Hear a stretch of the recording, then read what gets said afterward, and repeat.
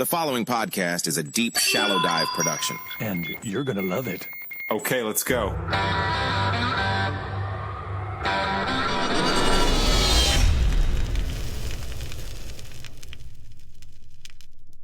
All right, as I was telling you before I hit record, I literally went for a run prior to this to sweat it out. And this is going to be the theme of today's episode, everybody. All right, listen, this could be the inaugural DSD Into a CEO episode because we've got something extra special today. Not only do we have a CEO, Steve Smith from Hotworx, but if you guys have not heard about Hotworx, which maybe you haven't, which is something we're going to work to change. This guy has created a business where he's got 700 plus locations already in the United States. I think another 500 that are in the pipeline coming. And for anybody that knows me and that's listened to this podcast, you know how much I love to sweat and I wear my crazy sauna suit when I run. Well, my man Steve might like to sweat even more than I do because he's created an awesome business called Hotworx where I'll give my version and then I'll let him give his. You know, think about maybe a 10 by 10 infrared sauna that's absolutely gorgeous, by the way. And then inside of it, you're doing yoga, you're doing Pilates, you're doing an isometric workout, you're doing a high intensity interval training workout, anywhere from 15 to 30 minutes. And I will tell you, I went last week and did a 30-minute isometric workout and I was drenched, brother, drenched. Anyway, welcome, man. How you doing? Yeah, Ray, great to be here. Yeah, that workout that you did, that's the original hot ISO, our very first workout that we created way back in the day. Okay. Well, then you know what? Let's start right there. Like, what was the moment that you were like, oh my God, I think there's a business here? Like, have you always been into sweating? I know you've got a athletic background. Give us that. So, I've been in fitness all my life, all my career. Started selling memberships at this little bitty health club in Mississippi when I was 18. Wow. But the path towards Hotworx began for me, and I'm an ex-athlete, still snow skis, still climb mountains, but played football for a while. And so it was when I decided to add to my weight training and begin doing Bikram yoga. So started doing hot yoga, and it was really rough for a meathead like me in the beginning. Yeah. To do yoga, right? But I was determined after that first session to get decent at it. I got decent at it. And then, being in franchising and being an entrepreneur, I started to think about hot yoga and then just hot exercise in general and as a business. And those thoughts led me to, you asked about the moment, I guess the moment of inspiration for what eventually came to be Hotworx was down in Jamaica on a cliff with a rum drink with a good friend who's also in fitness and my business partner's husband, Jerome. Okay. We were talking, I was telling him I'm doing Bikram yoga and I'm using infrared saunas that we had at Planet Beach at the time for recovery. And in that moment, Jerome said something to the effect of, dude, they should do yoga in a sauna. And yoga in the sauna. Because Bikram's the guy, I think there was some controversy with him, right? He has some serious character issues, but that aside, the workout that he created was awesome. I mean, it was too long for me, 90 minutes. Oh, I only had 90 minutes as an executive, hardworking entrepreneur. So my thoughts were always, well, how can we get this done faster? And then Jerome in that moment said, they should do yoga in a sauna. And when he said that, the proverbial entrepreneurial light bulb went off in my head, literally. And my response to Jerome was, dude, I'm going back to New Orleans and design a sauna for that purpose. Yeah. And that's what happened. And 10 months later, we had a prototype to the market. What year is this? This was that very day, was the 14th, 14 Okay. when Okay. the Wow. This is moment happened. about a decade ago. Okay. Yeah. That's interesting. And at the time, were you thinking what was infrared the big version of sauna? And then what's the difference between an infrared sauna and then the dry sauna that's at, Planet Fitness or 24-hour Fitness or LA Fitness or those places? Right. I would say that 10 years ago, infrared saunas were just sort of barreling onto the scene. Okay. Most people remember, especially my age, would remember just saunas that you go into, dry saunas with the exception, you would throw water on these rocks. That's It was right. an electric heater, but it would heat up these rocks and then you throw water on it to kind of create a little steam effect. But you have to sweat, and you're not going to sweat as profusely in the traditional sauna, but to get to the sweat level you need to be, you got to be at like 180 plus degrees. Okay. Or an infrared sauna, that threshold is much lower, like let's say 125 degrees. So it's more tolerable, enables you to be able to actually work out in a sauna. And that's one of the advantages of infrared. The other advantage of infrared over the traditional convection heat saunas that just heat up the air around you is infrared, and you have to be close enough to the heat source, which is a whole nother topic about why you have to train in a sauna if you want infrared workouts. Infrared absorbs into your skin up to 1.5 inches, triggers your mitochondria to burn energy more efficiently. All kinds of good things happen to your metabolism, and there are many, many health benefits that are well documented all over the internet about the benefits of infrared saunas. So, my thoughts, why not combine infrared energy with the heat, because you're going to heat up the air too, and then use the right type of exercise, not just any form of exercise. And to me, of course, that's yoga. But there are many other ways to do isometrics, and we created many other different workout types based off of hot yoga. So in the beginning, our motto was beyond hot yoga.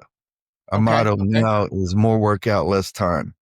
But More workout, less time. Okay, because the workouts are there's a 15-minute and a 30-minute. Is that it? And nothing's longer than 30? right, that's correct. You Okay. have plus or minus a minute or two, around 28 to 32 minutes usually. You'll have an isometric workout. HIIT workouts run right at 13 minutes. You get a couple of minutes to change out in between the workouts, and they're very much HIIT. You go Yeah.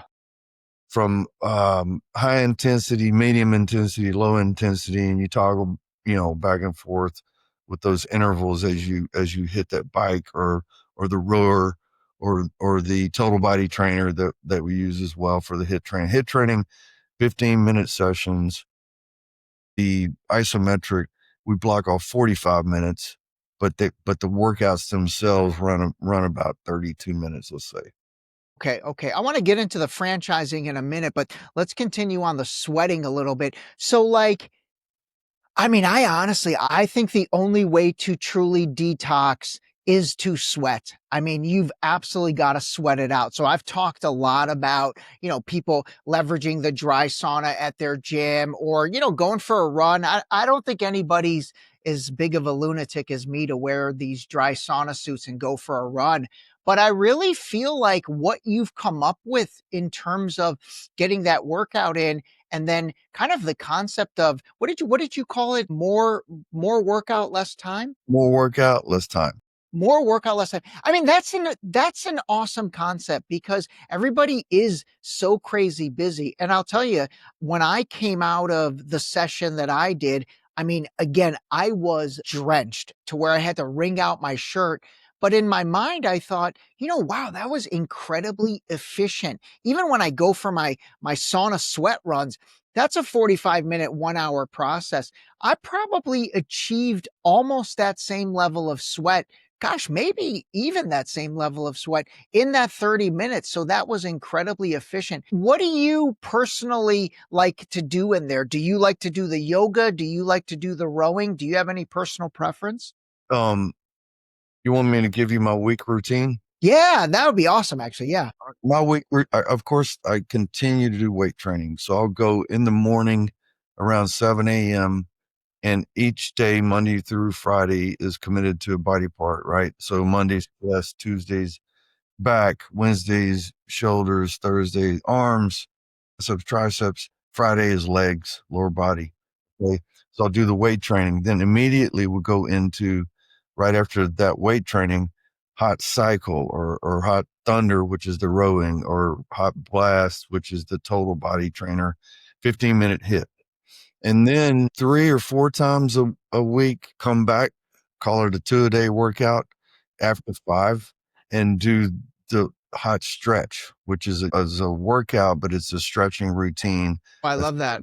isometric as well, but it's stretching that you might remember from high school athletics. Yeah. And we have, stretching postures that we line up into a 30-minute workout. You burn as many calories in that hot stretch as you do hot yoga. So, and you feel euphoric after that. So I do that one once or twice a week.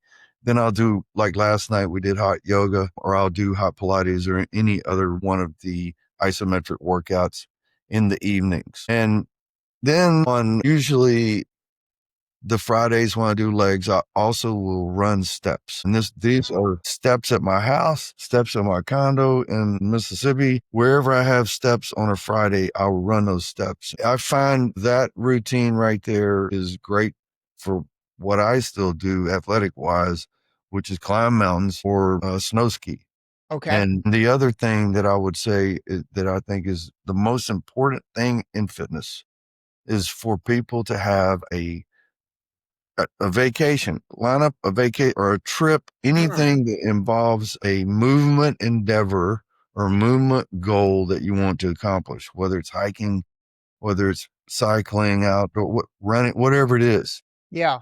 Set that date, and then you got something to train for. There's so I love many that people idea. out Yeah. there that show up to the gym and they don't have anything to train for. Yeah. Yeah.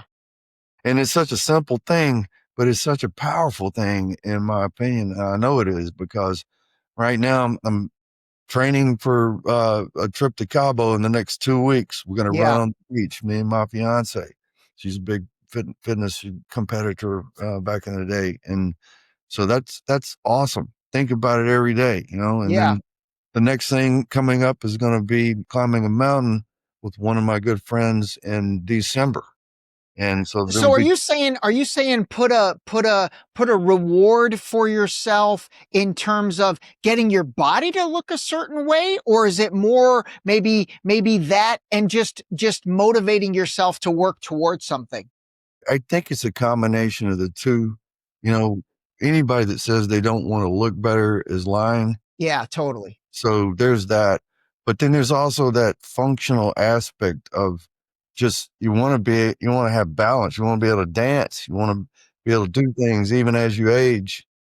And, like I want to still be able to ski when I'm 80, Yeah. I Yeah. want to be able to continue to hike when I'm 80 and stuff like that. So Yeah. I think about it in terms of function, but of course, aesthetics, that's always in there as well. No, I'm with you, man. I'm with you. Listen, we all want to look good. Everybody wants to look good. I'm vain as hell when it comes to that. Like I absolutely want to look good. And it's funny? A lot of it is for myself. Like I like the way I look when I look myself in the mirror and I'm at the certain weight that I want to be at. And it's not even that. It's just looking fit. And honestly feeling fit, feeling good, not struggling to get out of bed, not struggling to do that. I think you hit on 3 amazing things. One is I do love the stretching, by the way. Like I'm terrible at stretching. I really need to figure out how to incorporate that in my life. And you know what? You're motivating me to figure that out. 2, the concept of movement, I saw you had an Apple Watch on. I think that was an Apple Watch. Do you measure your steps on a daily basis? Is that a part of your routine I to like hit 10,000 or a certain number? I don't measure steps, Ray. I'll be honest about that, but I do measure calories religiously. Okay. To me, the measurement of how much energy you're burning in a certain amount of time is the key to let me know how well my workout is going. Okay. Obviously, I keep up with my heart rate as well. I want to make sure that I get right at, but don't over very often my heart rate max. Okay. So those are the two things that I really pay attention to. Okay. I got it. What about diet? Let's talk about like, what do you eat? Do you have a certain protocol that you like to do in terms of food? I make sure that every meal, even a snack, is balanced. Okay. Okay. Try to get a reasonable amount of protein and carbohydrates, fats that make sense for me, that make me feel good, that get me to my function and aesthetic goals that I have. Mhm. So the macros I pay attention to for every meal to make sure those are balanced. And the other thing that I do that works very well that I promote and when I blog and so forth is intermittent fasting. I Really? really believe in that 8 hours on, 16 hours off. And Okay. and if you can keep it to 7 hours on and then, you know, 17 hours off, then I think you're even better off. But and then I think the other key to it is if you religiously do fasted training in the morning, because let's say you stop eating at 8 p.m. Mhm.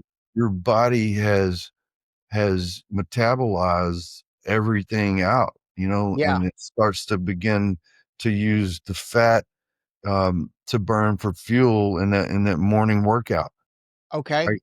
And I think that's a really good and I would say easier way to quote diet than constantly worrying about the calories and this and that. And that's important. Of course, that's important. At the end of the day, if you take in more calories than you burn off, then you're gonna gain weight. But the easier way to do it, in my opinion, is that intermittent fasting. If you really want to burn off some fat too, do the fasted morning workouts. The fasted morning workouts. Okay. Okay. That's interesting. Cause you know what? I don't, I go for walks in the morning and I haven't eaten anything. Well, I guess that's kind of it. Like I'll get up, I'll go for my morning walk, and then I'll come and have my coffee. What you're saying is you could even crank out a whole workout, but do it in the fasting process and then eat after that. Yeah, I would get up, I make coffee and I'm drinking coffee during my workouts. Okay. All Okay. right. And then I don't eat the first meal until lunch. Okay. Okay. And so you're really burning the fat during that time from when you wake up to lunch. Okay. That's I mean that's that makes sense. That makes yeah. sense. And, Okay. and you supercharge it. Your body has to get used to it. Your mind has to get used to it. But once it does, then it's no big deal. You wake up in the morning, you don't eat until lunch. It's not even a thing. Yeah, yeah, I agree. I think once you get into that process, that intermittent fasting, I need to try it again. I've tried it before and, I guess I need to recalibrate my expectations from it. I didn't see necessarily any real results, but I think I was measuring results strictly on the scale, and maybe that's not necessarily the way to do it. I like how you hammer home the weight training too, because I think that is important. I think with everything that is on the cardio side, including the movement, which I'm a huge fan of, but I think you've got to really do weight training and build that muscle. And I know a lot of people, as they get older, their bodies, kind of fall apart because they haven't built up that muscle over a lifetime. So, okay. Can I throw in a very simple thing to do every Monday? Yes. Amazing. Absolutely. And you talking about weight training. Every Monday, Yeah. first set that I do Hmm. is I drop down, I do 50 push-ups without stopping. That's awesome. That's And awesome. and that lets me know right there how where my strength is. Okay. You know, So if 50 push-ups every Monday without stopping. you And start then Do you do You start- push-ups the rest of the week too? Is that part of No, your? I do the 50, and that's my first set of my chest workout. Okay. I'll do Got it. chest on Monday. I'll do back on Tuesday. I'll do shoulders on Wednesday, biceps and triceps on Thursday. I'll do thighs, glutes, and calves on Friday. Okay. But in order to let me measure my strength to start the week, I'll do those 50 push-ups, and sometimes I bang them out so fast and it surprises me. Yeah, Sometimes it's a struggle. If I had a big football weekend and one too many cocktails, I will know it on that Monday with I the feel you. push-ups. So that's my sort of I guess calibration or Okay. Yeah. making the It's tool. your gauge. It's your It's my gauge. gauge. That's right. Okay. What about, do you weigh yourself every day? I literally never weigh myself. Really? Okay. Interesting. I just rely on, all right, do my jeans still fit like I want to? And also just my functionality, how well my body is moving, Yeah. really, what I pay Okay. attention to. Okay. All right. That's fair. Everybody that listens to this podcast knows I'm a freak about doing that because half the time I mention my weight on various episodes. But yeah, I don't know. I do. I weigh myself every morning. I find for me, it kind of helps me sort of stay accountable throughout the day. My biggest problem with food is portion control. I just have a hard time with portion control many a time. I mean, half the time I end up eating a full meal as I'm preparing the meal. So like I need to get out of that habit, get out of that stuff. And it's those little things like if you can fix your portion control and fix your size of your plates and things like that, I think those things go a long way. All right, any other tips on the food stuff? The portion control, I get that. And I would say, you go through these phases, and when you could drop back into the eating less phase and be consistent with it, then it just kind of becomes a habit and a way and a lifestyle, kind of like the same way of getting in that routine of intermittent fasting and training on an empty stomach and not eating until lunchtime. Okay. All right. So here's some good tips. Training on an empty stomach, intermittent fasting, not eating till lunchtime. It sounds like you're not necessarily like all protein type, you take in carbs or do things like that. Water? What about water? Is that an active part of your daily regimen or you're just good at drinking water? So it's probably an area that I need to improve. I will tell you that I'm very much hydrating fanatic when I'm in that sauna. You know, Yeah. Totally. before, during, and after. I like electrolyte and amino together in a Okay. powder mixed with the water while training in the sauna, and then drink tons of water after, and I try to load up on water before I get in that sauna. Okay. But throughout the day, I probably need to drink more water, and I'm glad you bring that up because now you're motivating me to get better with that. I love it. You know what? You know what's awesome about this episode? This is like 2 for 1. This is like we're talking regular health fitness stuff, but now let's switch into the business because honestly, man, my hat is off to you as a fellow entrepreneur. I know how hard it is to scale a business. That's the most difficult thing. I think everybody has ideas. Seriously, everybody has ideas. Then it's like, can you bring your idea to fruition and get it off the ground? That's step 2. And then really step 3, I think what separates, where the rubber really meets the road is, can you scale the idea? So talk to us about how you scaled Hotworx. And maybe let's start off with, why did you decide on the franchise model and not necessarily just opening up, corporate store after corporate store after corporate store? Yep. Well, Ray, I started out, you know, opened a gym when I was 23, independent gym. But then about 3 years after that, I sold that business, moved to Jackson, Mississippi, and decided I wanted to open a Gold's Gym. So I Oh, okay. became the licensee of Gold's Gym. And at one point, I had two more in New Orleans, so I had three at one point. So I was a multi-unit operator of Gold's Gym. That is where I began to fall in love with the idea of franchising, Okay. and decided that one day I would become a franchisor, which I did in 1996 with Planet Beach. So franchising is a method of expansion. You know, some companies do it 50-50, like McDonald's has half of their stores are corporate owned, half of them are franchised out. And then you have Subway, largest number of units of any franchise in the Yeah. world, that has no corporate stores, and they're all franchised. For us, we have 4 corporate locations, and then all of the rest we'll open our 800th store next month. Wow. All the rest of them are franchised out. It's definitely, you know, 2 ways of operating, you know, when you own your own store or when you're creating a system to be able to duplicate through franchising. I think franchising can be the best way to scale, as you mentioned. But I will tell you this, and any entrepreneurs out there thinking about franchising their business, you need to, in the beginning with your very first location, document everything down to the last paper clip Okay. and Yeah. create an opening and then an ongoing operational checklists for everything. The old days of writing an operations manual, forget that. That Yeah. is so Yeah. old school. You have to have checklists for everything. Everything's digital.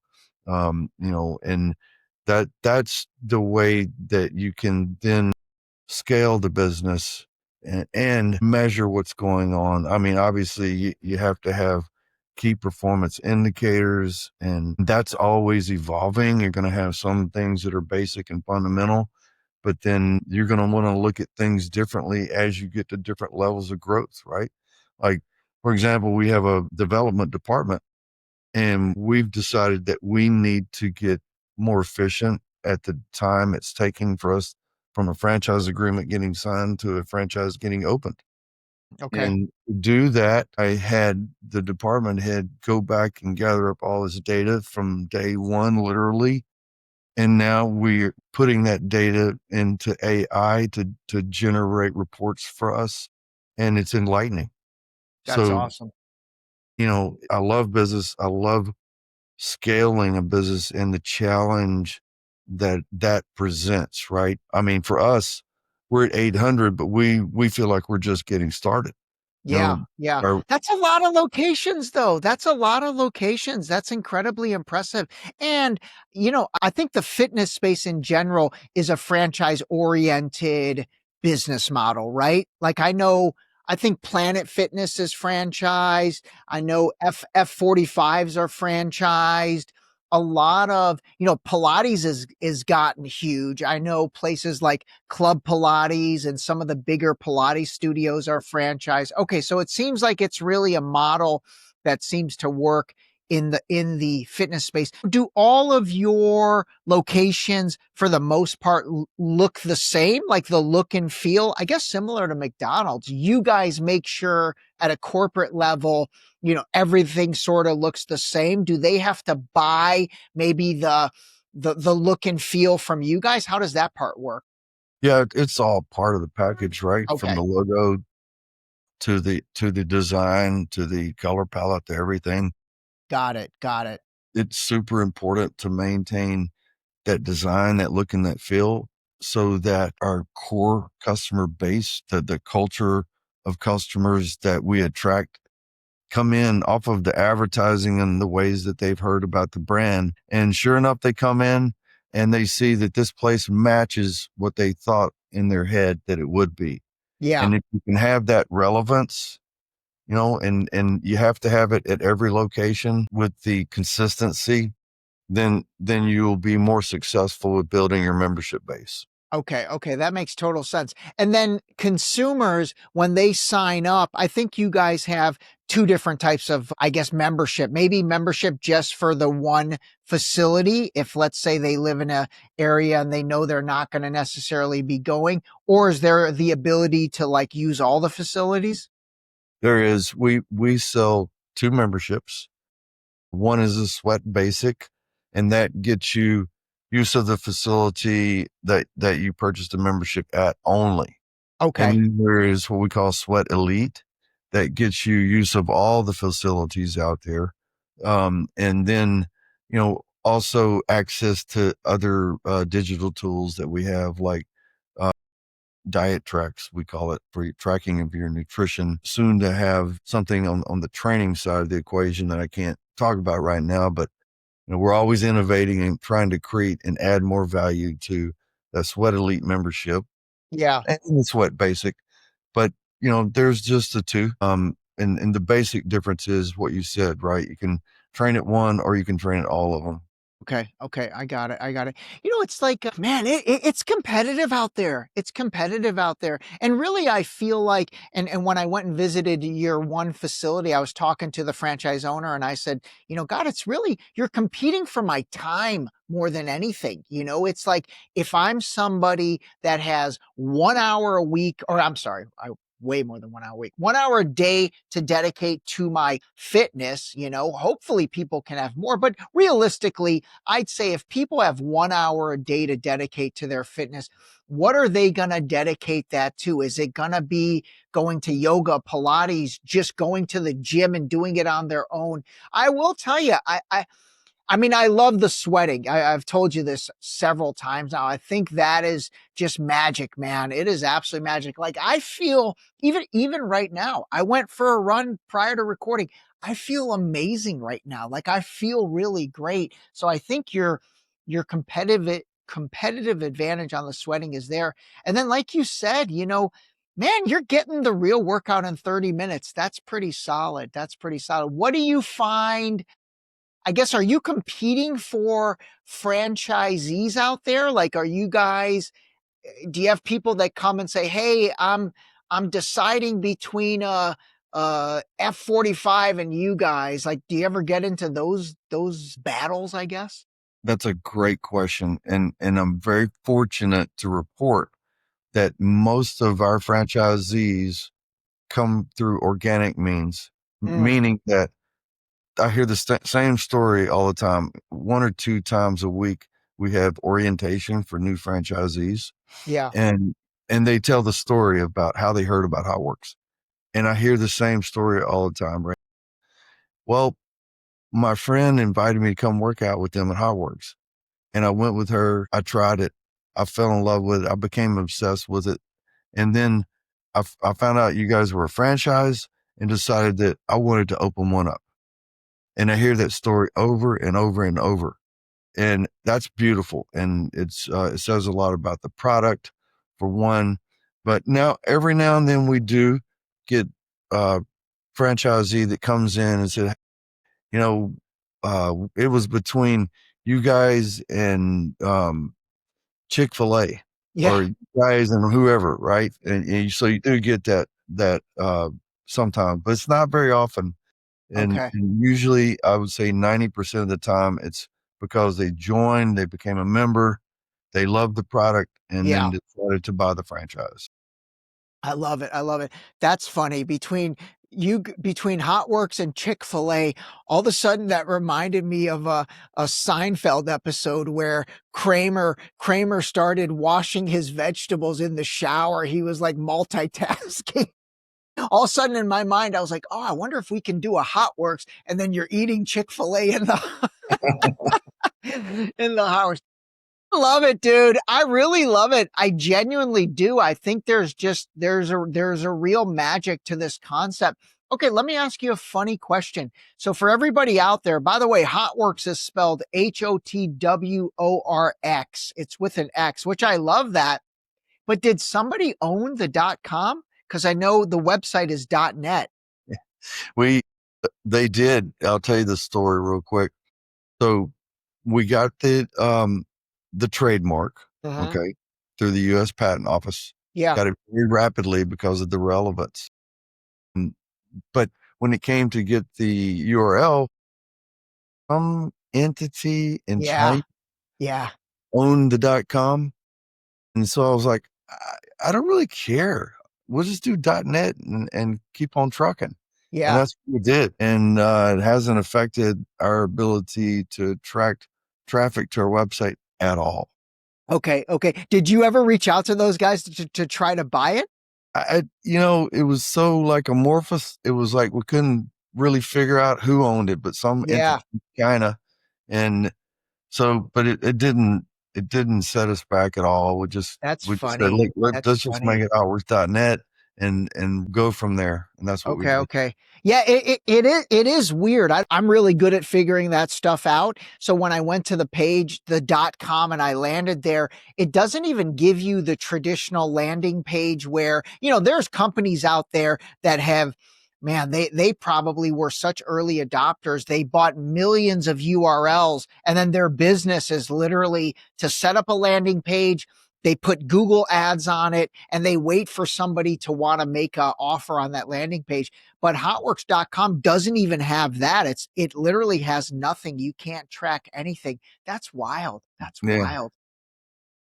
Yeah. It We'll have to was, see if we can figure out a back door to see who's got that, and then offer them like a complimentary session and see if we can get that for you. yeah. All right, let me see if I have any more business scaling. So what's next? What's next for you? What's the roadmap ahead for, do you think about it as the next 12 months? Are you the type of guy that thinks about it as like the next 5 years, the next 10 years? How do you do that? Yeah. Let's talk about the next 10 years where we would like to land is by far the largest and the most effective and the best boutique fitness chain in North America. Okay. We feel that with the white space that we've identified, we could have 3,000 units in the United States. It sounds like a lot, but when you look at the published aspirations of Planet Fitness, Big Box Gym wants to have 5,000 in the US. Anytime Fitness has 2,500 units in the US alone. Yeah. So then it doesn't become far-fetched at all. And then we've done all of the research on the towns and the markets and everything, and we know we can get that done without having negative impact to any other location. Just building on the brand. We really must do that to reach out and to obtain the full potential of the brand.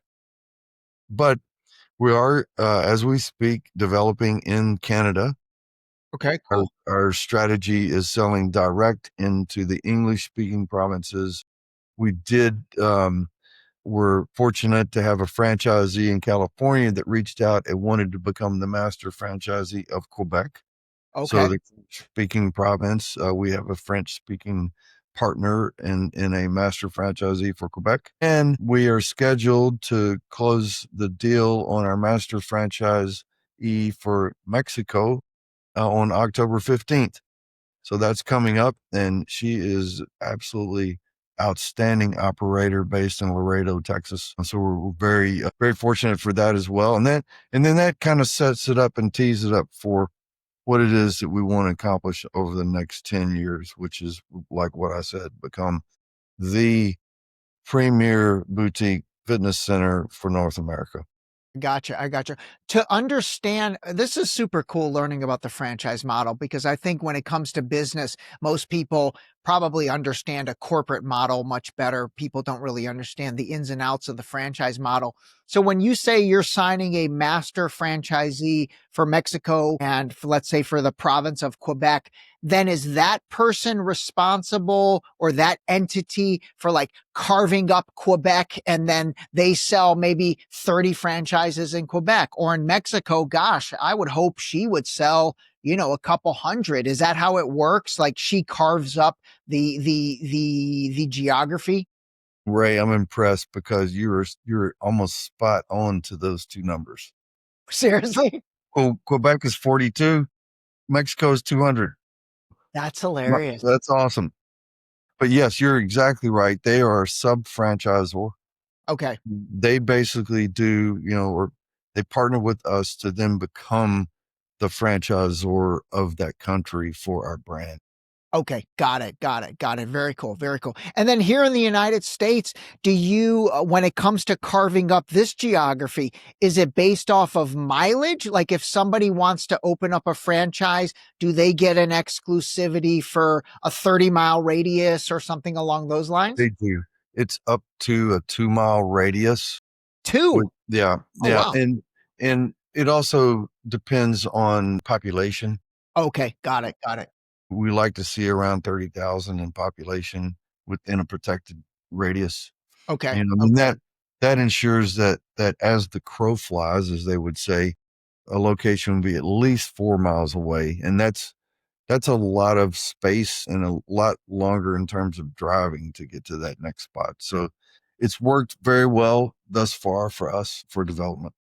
I love it. I love it. No, and you're absolutely right. It's funny now that you mention it, 2 miles or 4 miles close. One thing I've always realized with myself is proximity of where I want to do my fitness. It really matters. It really matters because the closer it is to you, the more motivated you are to go. My current gym is walking distance. So I have no excuse not to go to it because I can literally walk there. I can get my steps in. And I think that Yeah. plays in what you're doing too. And it's just so important, especially in Absolutely. fitness. Absolutely.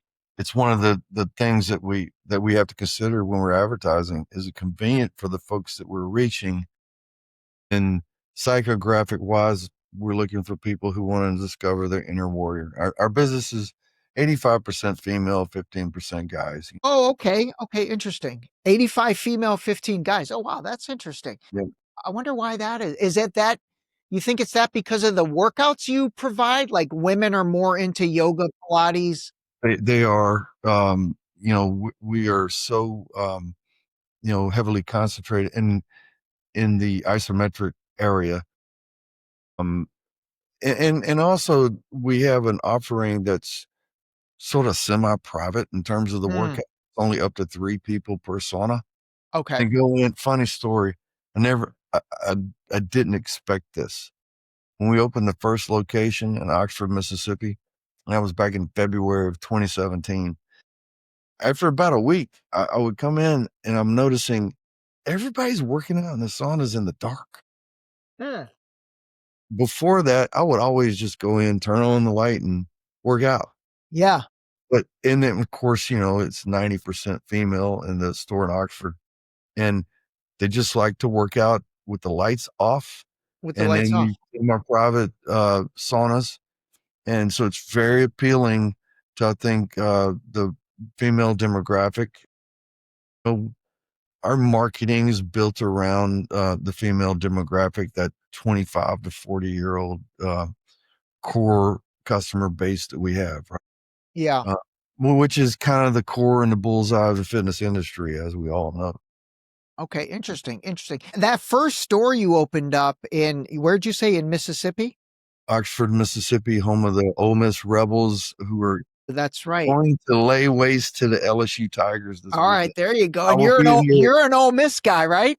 I Did you graduated play from football there? No, I played 2 years of junior college ball, and then I transferred to Ole Miss for my last 2 years of undergrad, and I started bodybuilding Okay. Oh, wow. during that time. Yeah. Like competitive Yeah, I bodybuilding? did. I did. Holy mackerel. Man, that is a whole nother level of discipline. It really is. Yeah, I'll tell you'll love this, but in one of my past lives, business-wise, I was in business with Lou Ferrigno. So yeah, Lou Ferrigno and his entire family actually. So we created a television show called The Incredible Ferrignos, and they were basically going town to town, transforming families. And then we created a whole line of merchandise behind it called Ferrigno Fit. And it was all about, getting the family fit. It was an amazing overall program. We ran with it for a few years. It kind of fell apart for a variety of reasons. But one day Lou was like, "Hey, let's go work out." And I had a business partner, his name's Rich. He's like, "Let's go. I'm going to take you guys to work out." So he took us to Gold's Gym in Venice, which is the Mecca. I mean, That's right. you know that place, and so we walk in, Arnold's there, tons of, just bodybuilders and celebrities. And Lou obviously like Arnold. I mean, those are the two names when it comes to bodybuilding. I mean, he's a legend. And then he's also just like an idol when he walks in there. Yeah. I walked in there. I saw him doing leg extensions one time. I go to California to train specifically to train at that Gold's Gym in Venice. Yeah. Yeah. Just because it's unbelievable. The Yeah. energy, everything. It's just cool. But what I was going to say was, so he put us through that workout. Man, I was sore for like 3 weeks, I think, after that. Like it was, and I'll tell you my biggest learning, and actually I want your opinion on this. My biggest learning when it came to working out with him, in my mind, I thought, oh my God, he's going to make me lift so heavy and I'm not going to be able to do it. It wasn't that at all. Everything was form. Everything was about form. And it was wild, man. He would go so slow with so many of his movements, but everything felt like it was maximizing the exact area of the muscle that he wanted to target. Is that kind of one of the keys of bodybuilding that helps you? Because man, your body goes to a whole different level. Absolutely. I think that it's so important to maintain a discipline Yeah. of proper form in every exercise that you do, right? From push-ups to dumbbell flies, whatever you're doing, it's so important to maintain that proper form. Yeah, no, it absolutely is. When you guys are getting ready for competition, do you dehydrate your body? Like do you, and what's that process? So the last time I competed was in the late 80s, but I still remember what I went through, right? You'll stop drinking anything usually Friday morning. And if you're prejudging competition is Saturday morning, so you're going 24 hours without drinking a drop of anything. A drop of anything. Nothing. Wow.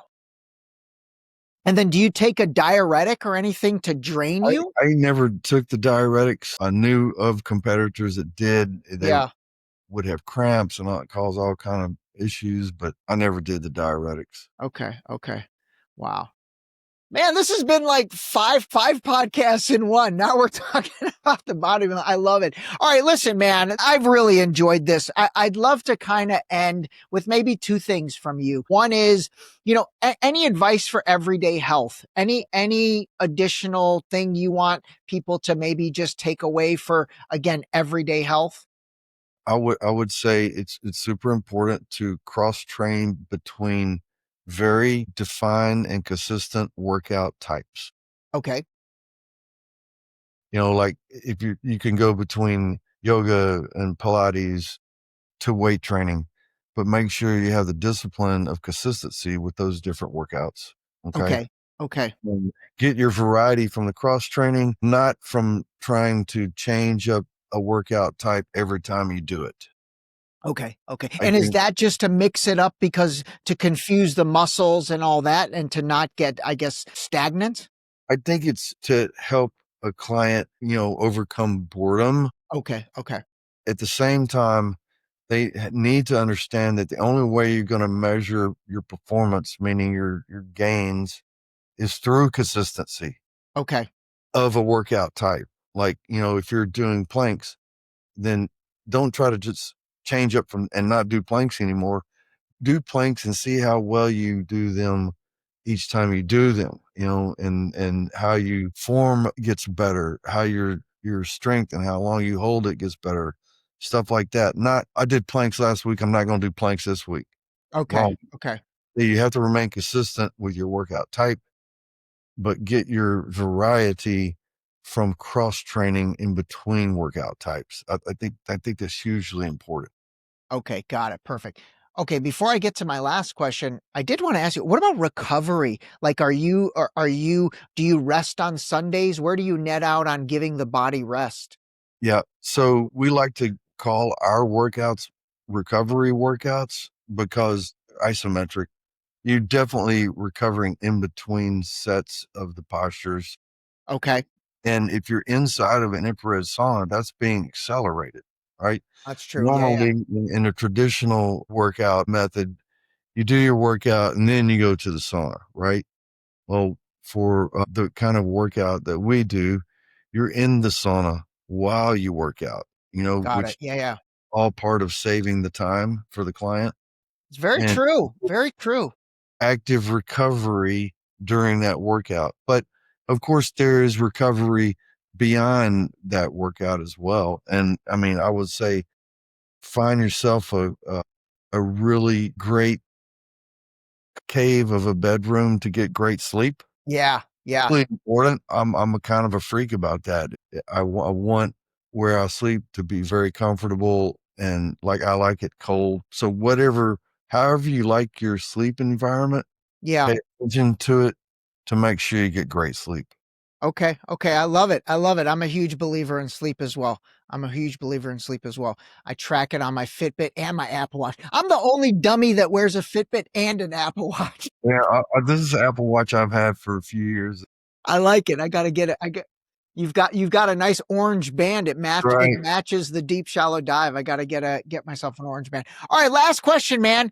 Aspiring entrepreneurs. There's a lot of them out there. And, I think that coming out of COVID, honestly, I think a lot of people, especially in sort of our collective age range, let's say anything over the age of 40, I think a lot of people are like questioning, not even questioning their lives, but like they want more of a purpose to their life, and that applies to their work. Plus, I think a lot of people got a taste of working from home, having, maybe a little bit more of a balanced lifestyle. And so I know a lot of my personal friends are like, man, I want to figure out a way to launch a business so I can be my own boss. I'm tired of the 9 to 5. And I think that really got exasperated during COVID. Any advice to its aspiring entrepreneurs? Well, I would say think really hard and think it all the way through until you get that aha moment, until you feel like this is it. You feel it in your gut. Okay. Once you get that feeling about an idea, then I'm a big Tony Robbins fan. He will say, take massive action. You got to take the massive freaking action after that. And if you have a great product and then you build the right people onto your team, Yeah. and the next thing you have to do is create and have a great process. And that's the operational side of it that I live for. I love it. I'm a manager. I'm an entrepreneur. I'm a manager too, though. And you gotta love it. Nick Saban would say, you gotta fall in love with discipline, or you're gonna have disappointment in life.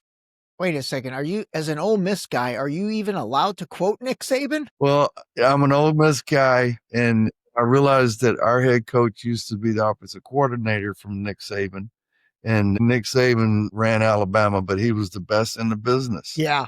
Yeah, he So was. even though he wasn't my coach and my team, I like to try to learn from and get mentored by the very best at what they do. In franchising and probably in any business, if you're an entrepreneur, you're going to have to coach people. Yeah, And absolutely. if you can learn how to coach like Nick Saban knows how to coach a football team, I think, why not, man? I mean, he's a master at motivating individuals to perform at their very best. And that's really what you do. If you create the right system around a great product, then you got to motivate the people to take it to the next level. I love it, man. I love it. All right, listen, everybody. Steve Smith, CEO, founder, Hotworx, HOTWORX.net, everybody, not .com. You go to the .com, there's going to be nowhere land, but I'm going to figure that out for you, by the way. Hotworx.net, 700 plus locations around the United States. Honestly, everybody, I truly recommend it. And by the way, this is super cool. You guys offer a free class to everybody that goes to sign. Honestly, go look on your local, go on his website, go to hotworx.net, find a location that's near you if there is one. It's worth driving 30 miles if that's what it takes. But go check out a class. I really recommend this. I actually told my brother about it, who lives in San Diego, and he's going to go check it out. It takes a lot to impress me, especially on the fitness related stuff. I think there's so many gimmicky stuff out there. But man, when I came out of that class at the Hotworx in Ladera Ranch and talked to Sharon, the franchise owner, I loved it. I really loved it. And I really enjoyed it. And I got a lot out of it. You know what I mean? And I felt great. I sweat.